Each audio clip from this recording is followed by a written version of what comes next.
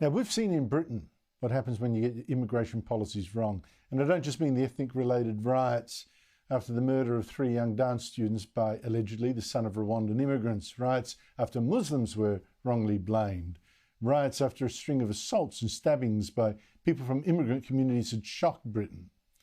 In London this week, an Australian girl, 11 years old, New South Wales, stabbed 8 times when she was out with her mother at the popular Leicester Square, stabbed allegedly by a Romanian citizen of no fixed address, said to be mentally unwell.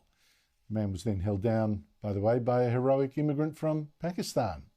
Luckily, the girl is now out of hospital, but she will need plastic surgery.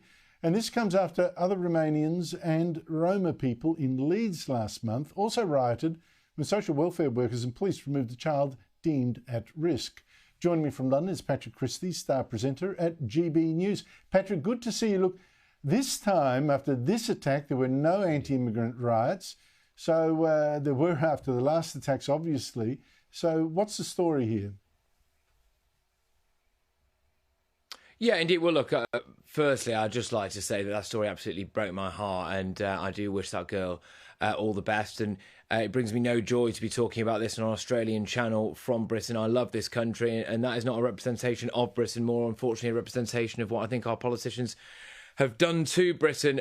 There were no riots, mainly because now we lock people up for, misspeaking on social media at the moment. And that is being done to try to stop people talking out about things like this. We have 3 big issues in Britain at the moment: immigration, the economy and crime. And unfortunately, all 3 of those things are intrinsically linked. Just take a look at what allegedly happened in Leicester Square, where you've got a homeless Romanian migrant who did not speak a word of English, allegedly stabs a child. What is that person doing here? You mentioned the Roma community there up in Leeds. Now, they're dotted around the country. They are known, if you talk to locals there, for being on benefits, being in social housing, and unfortunately perpetrating crime as well. If you look elsewhere across the English Channel at the moment, we have reports coming through that we are about to import both sides of the Sudanese war from the north and the south of that country, who are fighting each other and locals on the other side of the channel, making their way to Britain. We also have high levels of Somali immigration. Now, there are figures out which suggest that the second generation of Somalis, so people who were born here,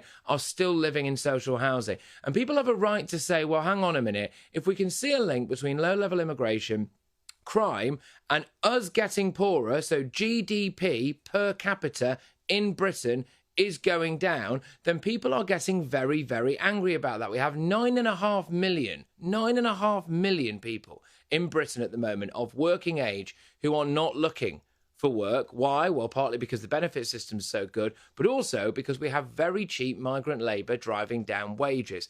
And that is a huge problem.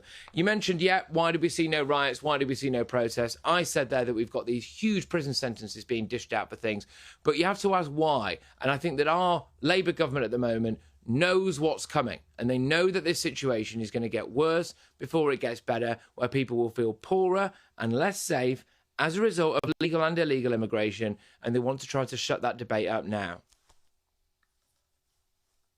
Well, talking about people who want to shut up the debates, there are now quite strict rules, etc., etc. So out of abundance of caution, I'll say what you clearly believe and have said in the past before. We're talking about not all immigrants from these countries. We're talking about a few. We're talking about statistics as well.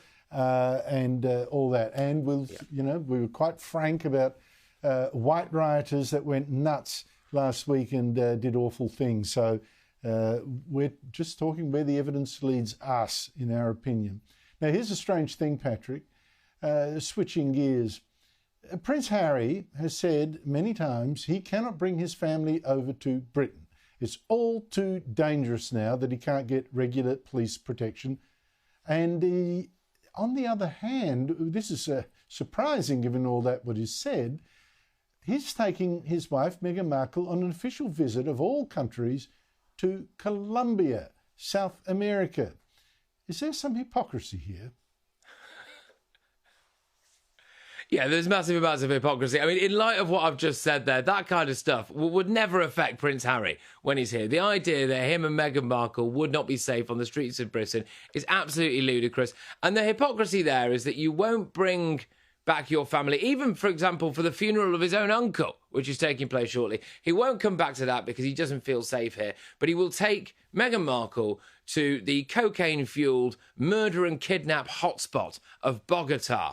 They are apparently, while they're there, going to be doing some good. They are also going to be visiting as a guest of the Vice President. Might be worth noting that Vice President has to take a Black Hawk helicopter to work after a series of bomb threats. So that all, yet again, sounds incredibly safe, doesn't it? But they're going to be visiting a remote Colombian village, apparently, which the story behind there is that village was founded by slaves and that they are anti-colonial, etc. And I do wonder whether or not they're hoping for some kind of link between, their journey out of the royal family, finding freedom and all of that. Unfortunately for them, another prominent Colombian politician has come out and said something which I think probably best does describe Meghan Markle. He was referring to the Vice President, but Meghan might find that she's got something in common there, which is she's done nothing. She just virtue signals and plays the victim and travels everywhere by helicopter. So, yes, I think that they might find they do have more in common with certain people than they think when they're out there. Yes, well, it's interesting that they're now being lending themselves out to be used, in fact, for political purposes by countries that they probably wouldn't have thought of going to had they not been offered a sort of platform and flashing lights. And I noticed they're taking only one reporter, a sort of pool reporter, a friendly reporter. So I'm sure the coverage is going to be glowing. Patrick Christys, thank you so much for your time.